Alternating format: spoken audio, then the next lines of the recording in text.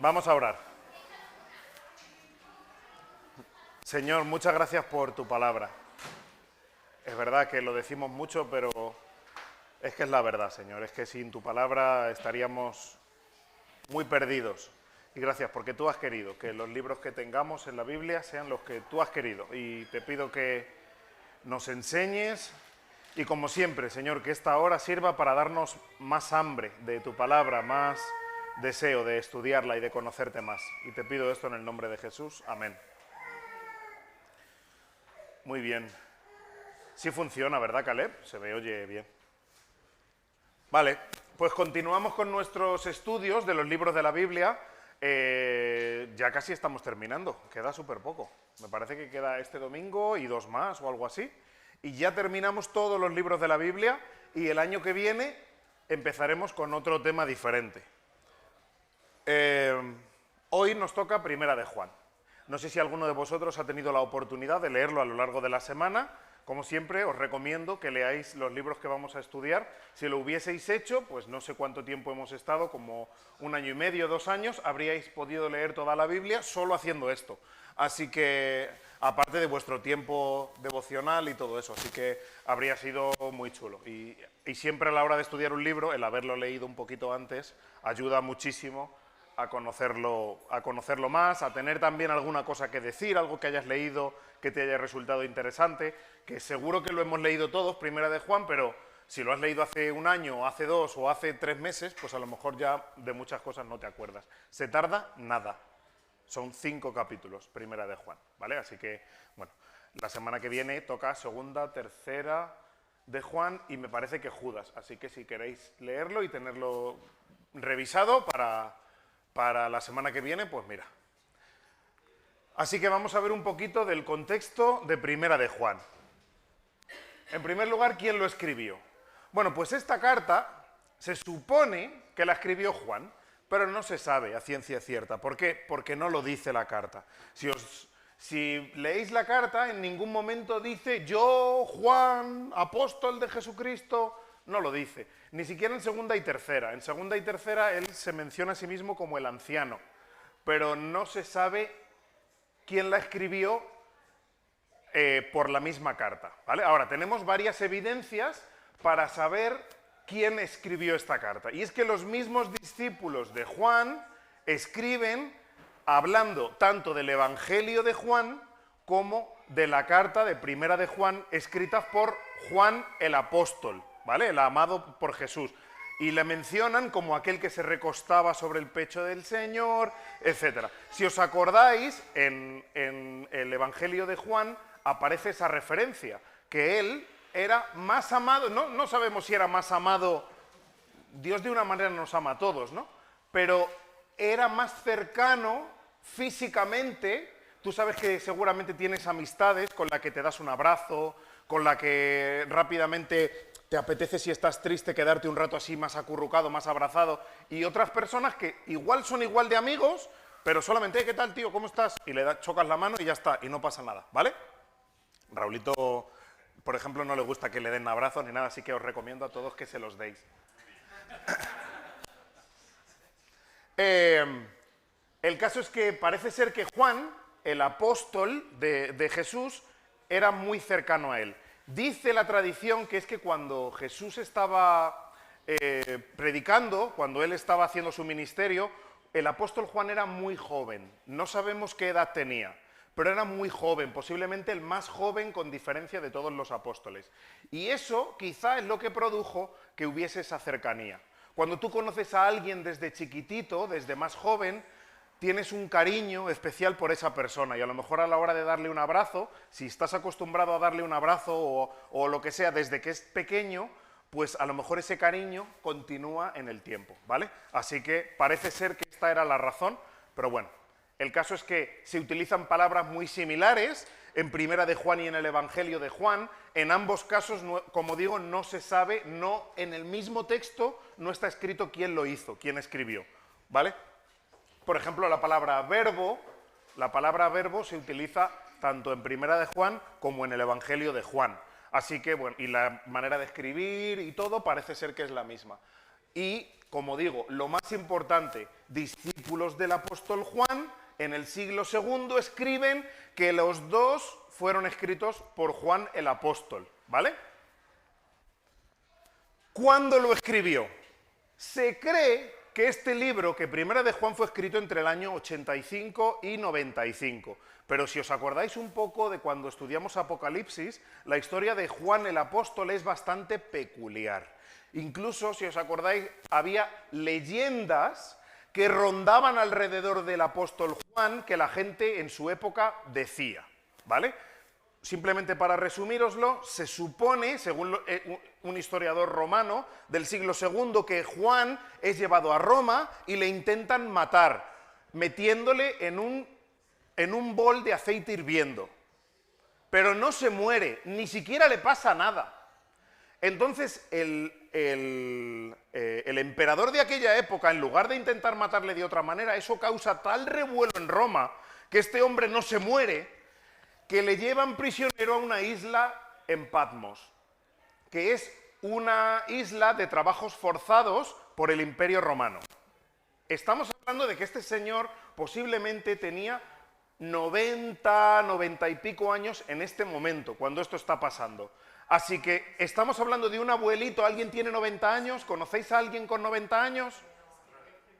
Roy está cerca, pero todavía no. Todavía no. Pues imaginaos alguien con 95 años que le llevan a una isla a hacer trabajos forzados, a picar piedra, a todo eso, con látigo, más te vale que lleves tu carga diaria de lo que sea que haya que llevar, ¿vale? El Señor se le presenta allí y escribe el Apocalipsis. Y después, Juan no muere en Patmos. Juan regresa a Éfeso y sigue su ministerio durante varios años, posiblemente hasta pasado el siglo II. ¿Vale? O sea, hasta que empieza el siglo II, más allá del año 100 después de Cristo. Incluso los apóstoles del apóstol Juan mencionan que Juan estuvo en Éfeso hasta el emperador, creo que era el Tiberio, que es un emperador que empieza a gobernar en el año 98 después de Cristo, ¿vale? Y termina en el, me parece que era 117, algo así. Así que, ¿cuándo escribió Juan la carta de Primera de Juan? ¿Puede ser antes de Patmos o puede ser después de Patmos? No se sabe a ciencia cierta, no lo sabemos. Así que puede ser que esta carta fuese escrita desde el año 85, yo he puesto aquí hasta el 95, que es cuando sucede más o menos Patmos, pero quizá estamos hablando de que puede ser hasta el año 110. Y como digo, este señor llegó a ser tan mayor, seguramente segunda y tercera de Juan las escribe incluso después y por eso él se presenta como el anciano, todo el mundo sabría quién era el anciano. Y había una leyenda que se menciona en la Biblia que decían que Juan no iba a morir, porque le preguntó al Señor Jesús que cuándo iba a morir él y el Señor Jesús le dijo, ¿y tú qué si yo quiero que tú estés vivo hasta que yo regrese? Y esa leyenda circulaba por todas partes y como este señor no se moría y le intentaron matar y no se moría y circulaba esa leyenda, que no creo que siga vivo por ahí, pero ¿te imaginas qué friki sería? Y que un abuelito con el que te cruzas por ahí es Juan. Sería alucinante, ¿eh? No creo, pero el toquecito friki. Así que, ¿cuándo escribió Primera de Juan la carta? No lo sabemos, lo que sabemos es que era un abuelito, ¿vale? Y que fue o a finales del siglo I o a principios del siglo II, ¿vale? Y desde dónde lo escribió parece ser que todos los indicios indican a Éfeso. Éfeso era el lugar en el que al final, cuando Juan era muy viejito, él era el pastor, el líder de la iglesia, uno de los líderes de esa iglesia, ¿vale? Y luego hubo varios discípulos de él que bueno, pues siguieron ahí en Éfeso. ¿De acuerdo? Éfeso está en Turquía, nuevamente, qué lástima, ¿verdad? Que ciudades, lugares que han sido la cuna del Evangelio, ahora sean musulmanes. Muy bien. Así que vamos a empezar con el resumen. Lo primero, en Primera de Juan no hay saludo. Es una carta que directamente empieza a saco. ¿Y cómo empieza? Mencionando lo que hemos visto y hemos oído, eso es lo que os estamos contando. O sea, yo soy testigo de primera mano de lo que ha pasado. Yo he caminado con Cristo. Daos cuenta que esto fue escrito posiblemente como pronto 60 años después de la muerte de Cristo. Sí. Esto es una de las razones por qué piensan que Juan lo escribió, porque el principio es muy parecido al Evangelio de Juan, ¿no? Es parecido, efectivamente. Como digo, se menciona el verbo, etc. Pero por eso también es un indicio para pensar que es Juan, precisamente porque es la misma manera en la que Juan empieza su evangelio, es muy similar. Así que parece ser que era una manera, algo que él usaba mucho, esto del verbo, que ya sabemos que no es verbo en griego, que es el logos, etc. ¿Vale? ¿Bien? Vale, pues lo que digo, empieza hablando de lo que hemos visto y oído, eso es lo que os estamos contando. Y aquí empieza a decir una serie En primer lugar, nos habla de que Dios es luz y no tinieblas. Y esto puede tener muchos significados. Entre ellos, en aquel entonces, si os acordáis, estaba empezando a surgir un movimiento que se llamaban los gnósticos. Y el gnosticismo es una religión, una secta secretista.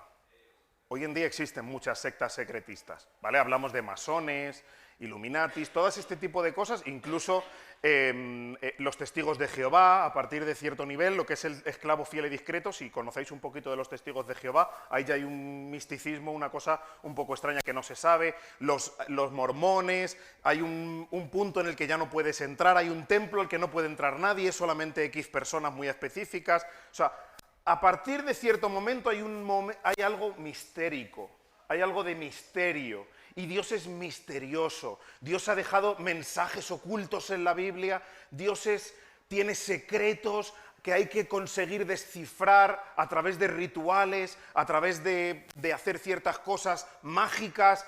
Esto es el gnosticismo, ¿vale?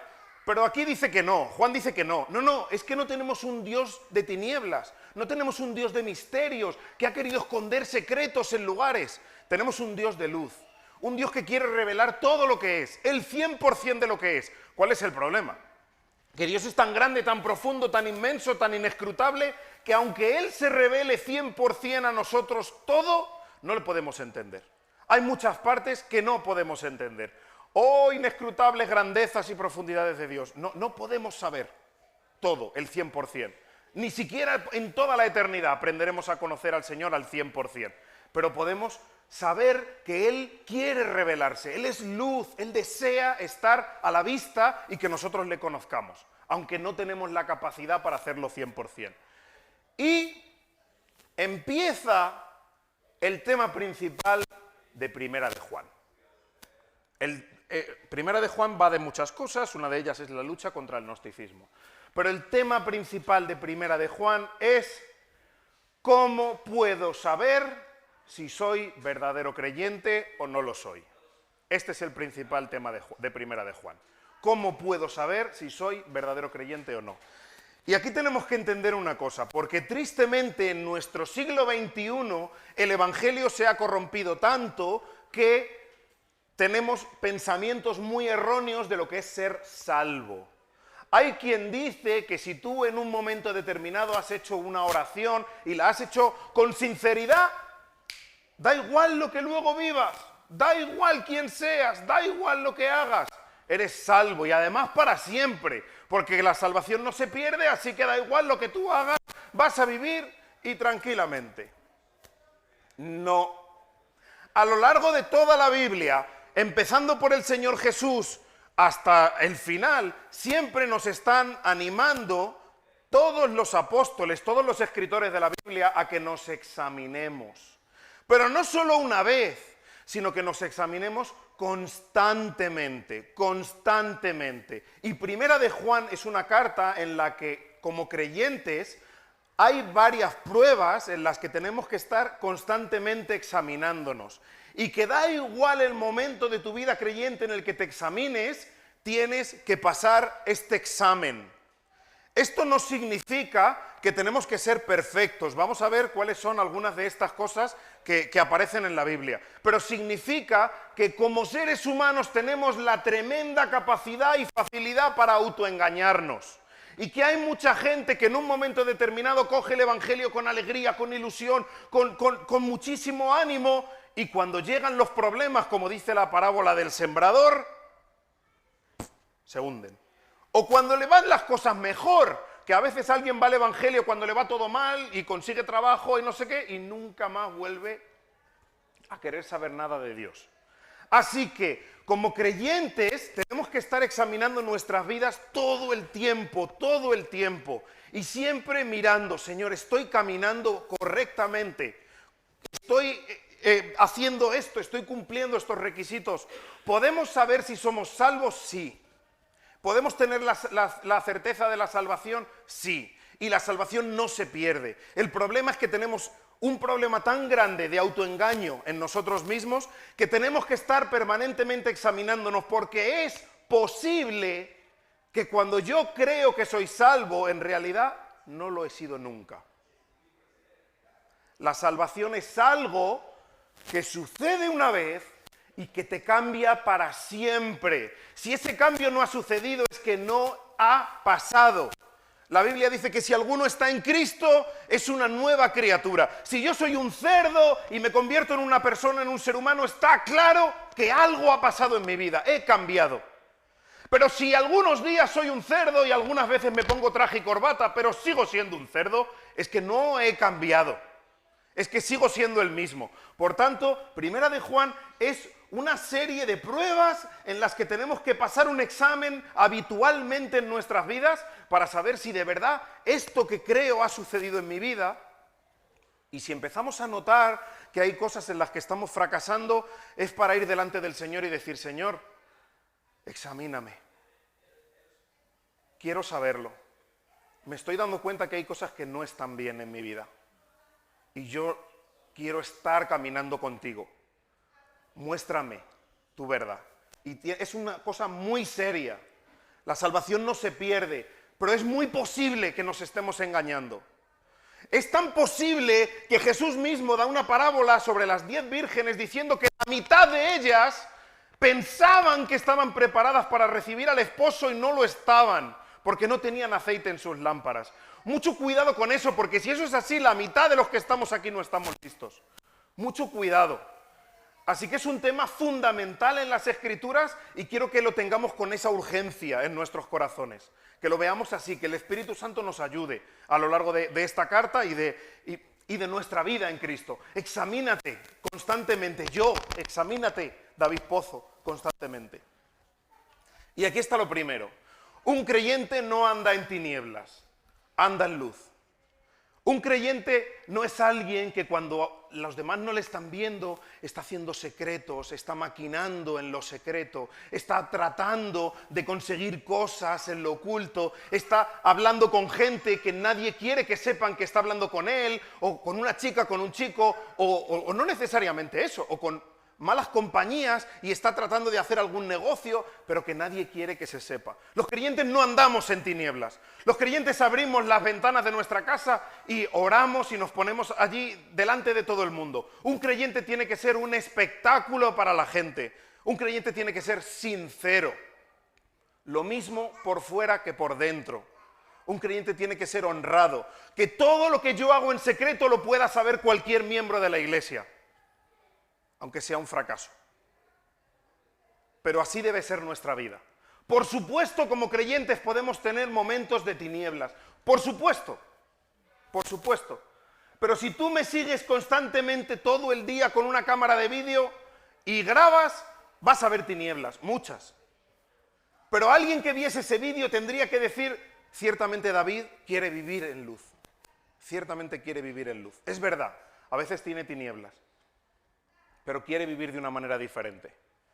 Así que ese es el primer punto. Un creyente no anda con secretos. Si hay cosas que estás haciendo a oculto, que no quieres que tu mujer o tu marido se entere, que no quieres que tus padres se enteren, que no quieres que tus compañeros de la iglesia se enteren, o mejor que dejes de hacerlo.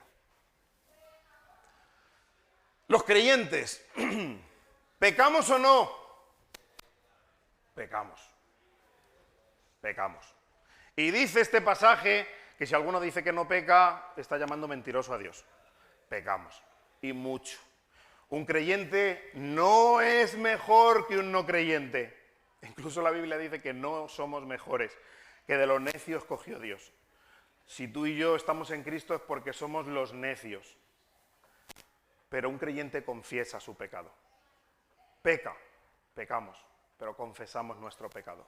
Y a la vez, si miramos hacia atrás, Señor, perdóname por todo el desastre que soy, pero gracias porque tú me estás cambiando y ya no soy lo que era. Gracias porque tú me estás cambiando. Tiene que haber también ese movimiento, esa diferencia. Así que los creyentes pecamos y un creyente no anda en tinieblas. Capítulo 2. Si le hemos conocido, guardaremos sus mandamientos. Esto también aparece lo dice Jesús mismo. ¿Os acordáis? Cuando está hablando de estas personas que fueron y que están allí en el infierno, dicen, pero Señor, si echamos en tu nombre demonios, incluso hicimos milagros en tu nombre. ¿Y qué les dice Jesús? Apartaos de mí, hacedores de maldad, personas que no cumplen sus mandamientos. Luego un creyente guarda sus mandamientos. Pero ¿cómo va a ser esto posible si pecamos? Nuevamente, el deseo del corazón de un creyente es guardar sus mandamientos. Los creyentes vemos los mandamientos de Dios, no mentir. Y tu deseo es guardar este mandamiento. Tu deseo es no mentir. Y puede ser que en un momento a lo mejor te acorralan, lo que sea, mientes. Pero después vas a ir a la persona y le vas a pedir perdón. Y también al Señor. Eso debe ser lo que hace un cristiano. Si no lo estás haciendo, hazlo. Un creyente guarda los mandamientos del Señor. Y guardar no solamente es cumplirlo 100%, es atesorar. Guardar es atesorar también. Atesoramos los mandamientos del Señor. Esto es lo que yo quiero hacer. Este es mi objetivo. Esto es lo que yo quiero ser. En todo creyente hay un deseo en el corazón de guardar los mandamientos del Señor. Es parte del nuevo pacto. ¿Dónde dice Jesús que iba a poner, dónde dice Dios que iba a poner los mandamientos en el nuevo pacto? En el corazón de cada persona. Dentro de nuestro corazón están sus mandamientos. Si a ti lo que te sale por naturalidad, lo que te gusta es estar regodeándote en el pecado, ojo. Pero si pecas y sin embargo lo que hay en tu corazón es, no, otra vez no, Señor, lo siento. Yo lo que quiero es servirte, yo lo que quiero es ser un buen esposo, yo lo que quiero es ser un buen padre, perdóname. Entonces esa es una buena señal. ¿Me entendéis? Guardamos sus mandamientos, quienes somos creyentes. Amamos a otros, pero no amamos al mundo. Un creyente ama a otros, pero no ama el mundo ni las cosas del mundo. Y es muy fácil amar el mundo y las cosas del mundo. No hablo de lo malo, no hablo de lo malo. Es más fácil amar las cosas buenas del mundo. El mundo tiene cosas que no son necesariamente malas. El dinero, por ejemplo, la fama, el prestigio, el tener un trabajo que te hace sentir orgulloso cuando mencionas a qué te dedicas, el orgullo por haber estudiado, por haber sacado una carrera, todo esto no son cosas malas, son buenas, ¿verdad? A que como un Tesla, me dicen por ahí atrás, pero no son cosas malas, ¿verdad? A que como padres queremos presumir de que nuestro hijo ha sacado buenas notas, de que has terminado una carrera, de que tiene un buen trabajo. Nadie quiere decir mi hijo no tiene ningún trabajo, no, o tiene un trabajo pero es malísimo. Son cosas buenas, pero no tenemos que amarlas. Nuestro amor tiene que estar hacia el Señor y hacia los otros, hacia nuestros hermanos. Apartarse contra permanecer. Dice ahí en ese texto, no están con nosotros, porque si hubiesen sido de nosotros, no se habrían apartado de nosotros. Luego, un creyente verdadero persevera. Un creyente verdadero persevera. Y esa es otra de las señales fundamentales.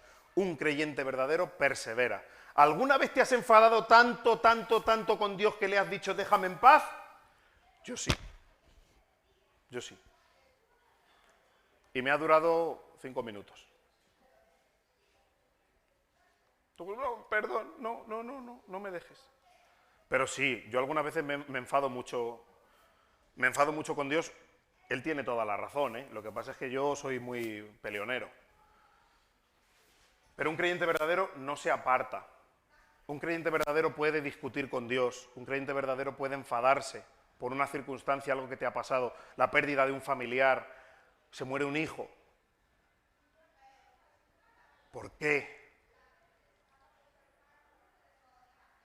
Pero un creyente verdadero vuelve, y pronto.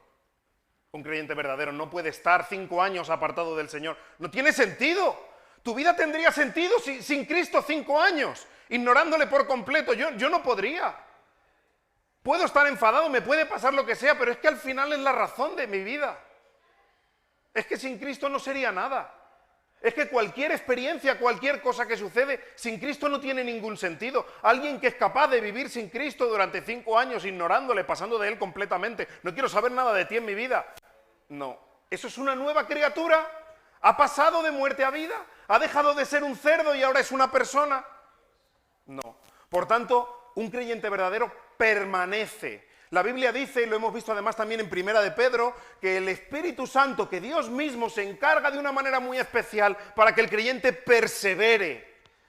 Hay una doctrina que se llama la perseverancia de los santos. Es verdad que está dentro del calvinismo, que es una corriente dentro de 2 grandes bloques que hay en el cristianismo, pero si alguien es creyente, si alguien ha sido regenerado, si alguien es una nueva criatura, va a permanecer, va a persistir, va a mantenerse firme en la fe. Y por último, en este capítulo, un creyente obra la justicia. Como hemos dicho antes, guardamos sus mandamientos, eso es lo que hacemos. Un creyente desea hacer buenas obras. El deseo del creyente no es esconderse en un sitio y mirar algo que no tiene que mirar o hablar chismosamente de alguien. El deseo de un creyente es obrar la justicia. El deseo de un creyente es ser justo. Y cuando obramos la justicia, además hay algo... Gracias, Señor, porque tú me has permitido, incluso aunque este tío me está insultando, contestarle bien. ¿Vale? Un creyente obra la justicia y le gusta la justicia, disfruta de la justicia. Capítulo 3, versículo 1. Mirad cuál amor nos ha dado el Padre al hacernos hijos de Dios. ¿Qué amor es ese, eh? Fíjate cuánto te ama Dios, que te ha hecho como Cristo. Te ha hecho hijo de Dios. Tanto así, que en el siguiente versículo dice que seremos semejantes. No ahora, pero que cuando Él regrese en su gloria, seremos semejantes a Él. Semejantes a Cristo. ¿Esto cómo funciona? Pues no sé. Si Él ascendió en las nubes, podremos volar. No sé. No quiero tampoco ser así muy friki, pero no sabemos cómo funciona. El caso es que Él nos ha dado tal privilegio grandísimo. Y hay gente que cree que el amor de Dios se tiene que manifestar en que ya no tiene ninguna enfermedad y le va a ir bien económicamente, y le va a ir bien en el amor, y le va a ir bien en las cosas de su trabajo. ¡No! Mirad cuán amor tan grande nos ha dado el Padre, que nos ha hecho ser hijos suyos. Dios mismo, el soberano del universo, creador de todo lo que existe, el que manda en cada átomo de todo, el que tiene todos los recursos ilimitados, ha decidido adoptarme a mí. Ha decidido adoptaros a vosotros y hacernos su hijo. Y no solamente para que tengamos acceso a todos sus recursos, a toda su gloria, sino para que tengamos un cambio en nuestra esencia y dejemos de ser hijos del diablo y de perdición para empezar a ser hijos de luz y hijos de Dios. Es tan grande este amor que el que se centra en cositas de Dios no me ama, que yo peco en esto mucho, Dios no me ama porque no consigo aparcamiento y llevo 1 hora intentando aparcar y no he conseguido. Es porque somos tontos y porque centramos nuestra vista en las tonterías que no hay que centrarlas. Dios te ama tanto que ha querido que seas su hijito. Y esta esperanza, la esperanza de que un día seremos semejantes a Dios y de que somos sus hijos, nos purifica, nos limpia, nos ayuda a soportar los momentos difíciles de esta vida. Porque hay momentos difíciles, Pero Señor, un día entenderé todo. O no, pero puedo entender por fe que tú tienes todo en control, que esto es para mi bien, que esto es para tu gloria, las circunstancias que están pasando. Y sé que un día esto va a terminar y voy a estar contigo para siempre, disfrutando. Así que eso nos purifica. La esperanza nos purifica, por tanto, siempre nuestra vista fija en esta esperanza. El que practica la justicia, nuevamente, una de las señales más importantes de un creyente es que un creyente practica la justicia. Practica la justicia. Y un no creyente practica el pecado, y dice literalmente, y procede del diablo. ¿Qué significa practicar? ¿Alguno tocáis un instrumento? Yo no. ¿Tocáis algún instrumento? ¿Alguno hacéis un deporte a nivel profesional, semiprofesional, tanto que hagáis entrenamientos? ¿Alguno tenéis un trabajo en el que necesitáis aprender ciertas habilidades? Posiblemente a todos nos pasa, ¿verdad? Practicar es ese acto en el que estamos aprendiendo a hacer algo a base de repetirlo. Por ejemplo, se puede practicar en el sofá, pero ese es fácil de aprender. Así que un creyente practica la justicia, entrena la justicia, intenta estar permanentemente entrenando a ser justo. Sin embargo, un no creyente practica el pecado, está permanentemente practicando para ser mejor haciendo el pecado.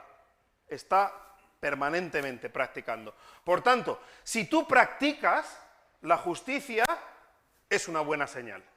Si tú practicas el pecado, ojo, porque el que practica el pecado proviene del diablo. Un creyente verdadero ama a sus hermanos. Si os dais cuenta, son temas que se van repitiendo una y otra vez, ¿vale? No es solamente Juan, una de las características del apóstol Juan es que es un poco caótico, que él va poniendo sus ideas de una manera así y al final la personalidad de cada persona se va plasmando en cada cosa. Tenemos a Pablo que es súper... Si tú lees Romanos, por ejemplo, está súper estructurado y sin embargo Juan es más caótico, posiblemente más amoroso, menciona mucho más el amor, pero más caótico, ¿vale? La personalidad de cada persona, eso aparece en todas partes. Así que un creyente verdadero ama a sus hermanos. ¿Cómo vas a decir que amas a tus hermanos o cómo vas a decir que amas a Dios si no amas a tus hermanos a los que sí ves? Bueno, a veces precisamente por verlos y conocerlos es que es más difícil amarlos, ¿no? Pero un creyente verdadero ama a sus hermanos. Y un creyente tiene al Espíritu Santo. Y esto se tiene que notar. Lo dice además. Esto se nota, es fundamental. El que tiene el Espíritu Santo, se nota, se nota. ¿Cómo se nota? Bueno, hace bastantes años dimos un estudio sobre neumatología, sobre el Espíritu Santo, la función que hace el Espíritu Santo en nuestra vida, pero solamente para, así como repasarlo, el Espíritu Santo nos convence de pecado, de justicia, de juicio. El Espíritu Santo nos habla a través de la palabra de Dios, el Espíritu Santo nos enseña a través de las diferentes circunstancias de la vida y a través de su palabra. El Espíritu Santo nos empuja, nos mueve, nos motiva a hacer ciertas cosas. Por tanto, el que tiene el Espíritu Santo se va a notar en todas las áreas de su vida. En todas las áreas de su vida. Si tú no notas que tienes a alguien empujándote constantemente, venga, tira, tira, tira, no, que quiero quedarme aquí quieto, tira, sigue para adelante, sigue, no pares, sigue. Si tú no estás notando eso constantemente como creyente, piensa. Si tú te quedas tranquilamente sentado sin hacer nada y llevas un mes sin leer la Biblia y nada está pasando en tu vida y no está viendo ningún problema y no estás recibiendo golpes por un lado o por otro y todo el rato te viene a la mente, tienes que leer tu Biblia, te hace falta pasar más tiempo con el Señor, tienes que estar más tiempo con el Señor. Hay un problema, porque el Espíritu Santo se nota en nuestras vidas y es... Perdóname, muy pesado, muy insistente, muy persistente, constantemente está hablándonos, pum, pum, pum, pum. Así que el que tiene el Espíritu Santo se nota, se nota. Capítulo 4. Probad a los espíritus. Nos habla aquí de probar a los espíritus, no solamente si se te presenta un espíritu y te habla, sino probad a los profetas.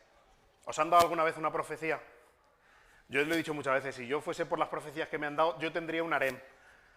A lo largo de mi vida, muchos profetas, pero muchos, os hablo de lo menos 10, Me han profetizado que me voy a casar con tal mujer porque Dios se lo ha dicho y eran diferentes. Digo, cariño, si las profecías se cumplen, prepárate porque viene tropa.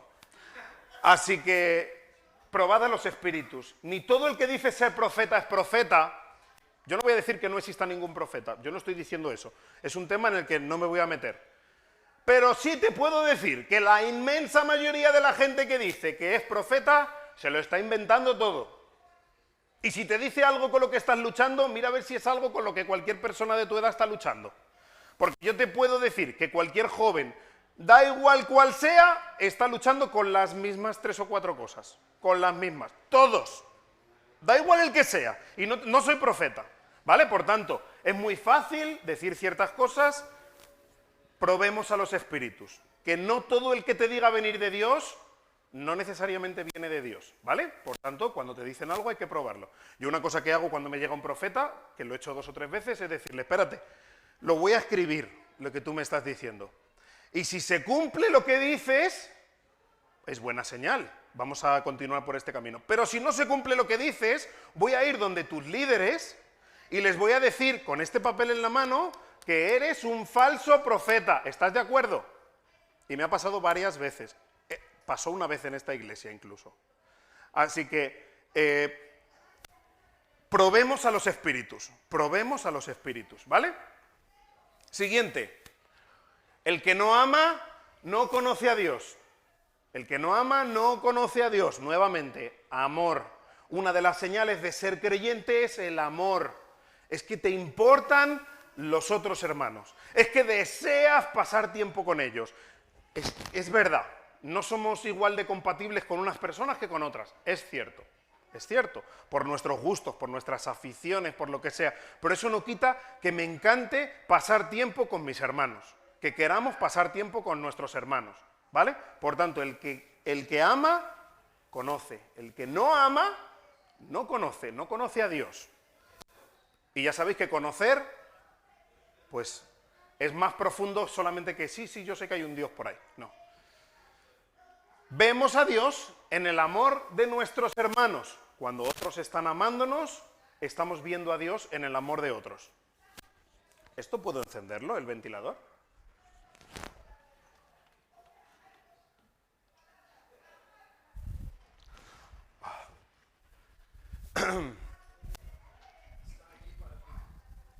Vale, maravilloso. Lo dicho, vemos el amor de Dios en el amor de los hermanos. Y seguro que todos lo habéis experimentado, en algún momento en el que lo estabais pasando mal, que alguien te llame, que alguien quiera hablar contigo, una palabra de ánimo, ahí vemos el amor de Dios a través de nuestros hermanos. Y por último, el Espíritu Santo no solamente es que se nota, es que es una prueba definitiva de si estamos caminando con Cristo o no. ¿Os acordáis de la parábola de las 10 vírgenes nuevamente? ¿Cuál era la diferencia entre las 10 vírgenes preparadas y las 10 vírgenes que no estaban preparadas? Que tenían aceite. Ya está. El aceite es la representación del Espíritu Santo. También se le representa con una paloma, pero durante toda la Biblia el aceite es la señal del Espíritu Santo. Es más, se utiliza la misma palabra. Ungir, a los antiguos reyes y todo esto se les ungía con aceite. Ungir literalmente es echarle un chorlazo así en la cabeza. Pues eso es lo mismo, el Espíritu Santo también nos unge, es la misma expresión, ¿vale? Por tanto, el aceite es la señal del Espíritu Santo. Por tanto, el que no tiene al Espíritu Santo morando en él, que es algo que se nota, no ha nacido de nuevo. Todo creyente tiene al Espíritu Santo morando en él, que eso también va en contra de esta teología del bautismo del Espíritu Santo, por si lo conocéis, que dicen que, bueno, en un momento te conviertes, pero hay otro momento después, en otro momento de tu vida, en el que hay un bautismo del Espíritu Santo y entonces el Espíritu Santo entra en tu vida con una fuerza, No. En el momento en el que somos creyentes, el Espíritu Santo entra en nuestra vida. Y es una prueba inequívoca. Último capítulo. El creyente tiene que creer que Jesús es el Mesías y que es hijo de Dios. Hombre, pero ¿y una persona muy buena que se ha muerto, que ha vivido en África, que nunca ha oído acerca de Jesús? Si él está si está buscando a Dios de corazón, bueno, pues un creyente sí o sí tiene que pasar por el aro de Cristo. No hay ninguna manera en la que alguien se pueda salvar que no sea a través de Cristo. ¿Dios es suficientemente poderoso para presentarse en sueños? Bueno, hay algunas historias sobre eso, yo no sé si son verdad o no. Pero lo que sí está claro es que es urgente predicar el Evangelio, porque no hay otra manera en la que alguien se pueda salvar. No, pero mi abuela era súper buena, mi abuela era buenísima, ninguna mujer más buena había que mi abuela, y eso es verdad. Mi abuela era una mujer excelente. Pues o fue por Cristo, o pasó a través del filtro de Cristo, o no tiene ninguna opción de salvarse. Todos estamos apartados de la gloria de Dios. Así que creer que Jesús es el Mesías y que es Hijo de Dios es el único camino que hay. Así que otra de las pruebas es, ¿tú crees esto? No, yo soy salvo, pero es que yo como soy testigo de Jehová, creo que Jesús pues es un ángel muy poderoso, pero que no ni es Dios ni es el Mesías. Bueno, pues estás perdido, macho. No, pero creo que la salvación, no, da igual, estás perdido, no hay otro camino. Jesucristo nació y murió físicamente. Este es otro combate contra los gnósticos, ¿vale? En el gnosticismo había varias vertientes, una de ellas era pues que lo físico y lo espiritual son dos áreas de la existencia completamente diferentes. Y por tanto no se pueden mezclar, porque lo espiritual es bueno, lo físico es malo. Aquí surgían los que pensaban que como lo físico es malo, no hay que hacer nada, y empezó todo el tema de los monasterios y todo esto, o como lo físico es malo y lo que importa es el espíritu, pues con mi cuerpo puedo hacer lo que me dé la gana, porque esto no es importante, lo importante es lo que pasa en mi corazón. No, bueno, eso tampoco es verdad, ¿vale? Por tanto, una de las cosas que Juan está aquí diciendo es que Jesús nació físicamente como un bebé, con su hacerse caca encima, con su mamá embarazada 9 meses, y que a la vez murió también físicamente. No era un fantasma, no era un muñeco puesto ahí, un holograma, que hay gente que dice eso, que era un holograma, una cosa así rara. No, murió físicamente. Nació físicamente como un bebé, murió como un hombre físicamente. Solo Cristo es el camino a la vida eterna, lo que hemos dicho ya antes, y el propósito de la carta, esto ya lo hemos dicho al principio, es saber que tenemos vida eterna. ¿Para qué esta primera de Juan? Para que te examines todos los días o cada cierto tiempo. Sería buenísimo tener un test, un resumen de primera de Juan y tener un test y cada cierto tiempo sentarte delante del Señor. Señor, estoy obrando, estoy practicando la justicia, estoy andando en luz o en tinieblas, tal. Y si alguna de las cosas no lo estás haciendo, preocuparte. Señor, tengo que cambiar, cámbiame, transfórmame. No puede ser que como creyente esté haciendo esto. Ayúdame, Dios. Porque es posible que nos engañemos. Es posible que nos engañemos. Somos muy buenos para engañar a otros y para engañarnos a nosotros mismos. Así que, motivos por los que está esta carta. Uno de ellos, la lucha contra el gnosticismo. Es verdad que el gnosticismo estaba solo empezando. Es triste, lamentable, porque en el siglo II y III el gnosticismo crece muchísimo, muchísimo. O sea, esta lucha se fue perdiendo poco a poco contra el gnosticismo. Es verdad que siempre hubo creyentes verdaderos, pero cada vez más hubo gnosticismo. Y hoy en día en muchas de las iglesias que se llaman evangélicas hay pinceladas de gnosticismo. Incluso cualquier iglesia tenemos cierta tendencia a caer en alguno de los lados del gnosticismo, en alguna de las vertientes del gnosticismo. Por eso tenemos que estar siempre centrados en la palabra de Dios y examinándonos. Test para autoexaminarnos habitualmente. Ese es el propósito principal de Primera de Juan. Examinémonos, examina tu vida. Alguien que lleva 20 años viniendo a la iglesia y su vida no ha cambiado y no está leyendo la Biblia y no está caminando en luz y no está... No voy a ser categórico, pero algo no está bien. Posiblemente todo está mal. Ojo, mucho cuidado. Porque un creyente crece, un creyente madura, es obligatorio. Es que si tú tienes al Espíritu Santo empujándote, tú no puedes parar. Mi hijo no puede decir, no, no me baño. No me baño. Y su madre le dice, sí, sí, te vas a bañar. Y él, no, no me pienso bañar. Y me voy a tirar 2 meses sin bañarme. ¿Qué va a hacer su mamá o su papá? Espera. Pues Dios es mejor padre que nosotros. No, no, no, que no me voy a bañar. Te vas a bañar. Y si no, con el palito en el culete. Pam, pam. Y ahora ya vas a ir a bañarte con una alegría y una ilusión. Dios es así con nosotros. No pensemos que Dios es un mal padre. Dios al que ama, disciplina. Si tú no estás viendo disciplina en tu vida que te hace caminar, es que no estás en Cristo. Mucho cuidado con eso. Que para eso precisamente es este libro, pero es que hay muchos más avisos a lo largo de toda la Biblia. Ojo con eso. Dios es luz, es uno de los temas principales de la primera parte de Primera de Juan. Dios es luz y como creyentes tenemos que caminar en luz. Y ahí nos habla pues el amar a los demás, el vivir en justicia, practicar la justicia, etc. Dios es amor, es la segunda parte también del libro de Juan. Dios es tanto luz como amor. Y por último, amémonos unos a otros, que es fundamental también.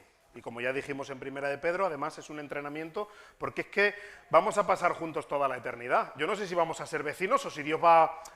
No sé cómo lo va a hacer, ¿vale? Imagínate que cada iglesia vamos a ser un barrio. No sé si será así, o si nos van a poner y a mí me va a poner al lado de un tío por ahí del siglo II y al lado de uno del siglo IV para que nos mezclemos un poquito y no hagamos guetos. No sé cómo va a funcionar allí en el cielo, pero es interesante que por lo menos seguiremos siendo amigos, ¿no?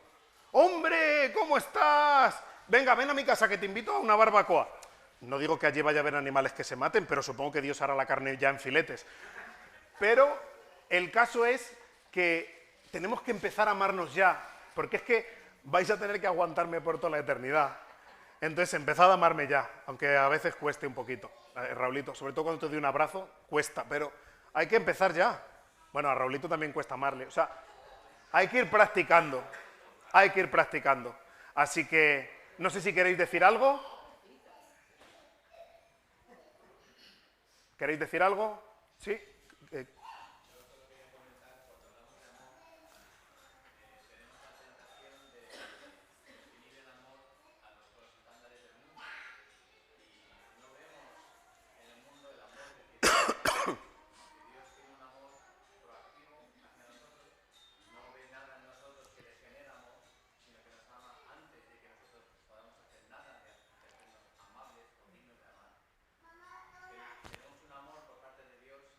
Que es totalmente constante, y el amor en el mundo no conoce esa constancia. Incluso entre padres e hijos vemos a padres que no aman a sus hijos como deben o porque no lo sienten, y el amor de Dios no es un sentimiento, es un compromiso desde la eternidad. Él ha decidido amarnos, y si somos hijos suyos no podemos hacer absolutamente nada para que deje de amarnos, y eso nos debe de dar una libertad para ir a Él. Porque muchas veces pensamos, ya hemos hecho algo y Dios va a tirar la toalla ya, porque he caído en este pecado por enésima vez, o he caído en esta situación de estar leyendo sin leer la Biblia mucho tiempo. Y Satanás muchas veces usa ese sentimiento de culpa, que es el mismo Espíritu Santo que nos está llamando a volver a Dios, para alejarnos de Él. Entonces, que recordemos el amor de Dios. Y no es como el amor del mundo, y debe ser a la vez una señal al mundo, y que el mundo diga, sí, yo amo mucho a mi hermano, yo amo mucho a mi mujer, o a mi hijo, o a mi padre, o amo mucho a... Pero el amor que deben de ver en nosotros debe romper todos sus esquemas, de ser un amor es incondicional, un amor que no cortamos cuando hay algo que no nos conviene. Entonces, un poco... Sí, sí.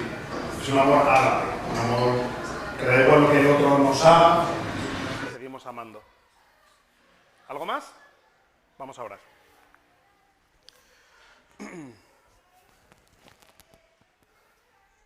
Señor, gracias porque tú buscas nuestro bien. Tú quieres nuestro bien, Señor. Tú quieres que sepamos que estamos en ti, que tengamos confianza en que tú has perdonado nuestros pecados, pero también sabes cómo somos, lo fácil que somos de engañar no solo a los demás, sino a nosotros mismos incluso, Señor. Y por eso te pido que tú pongas en nuestro corazón el deseo de constantemente autoexaminarnos. Si somos hijos tuyos tenemos que dar fruto, se tiene que notar.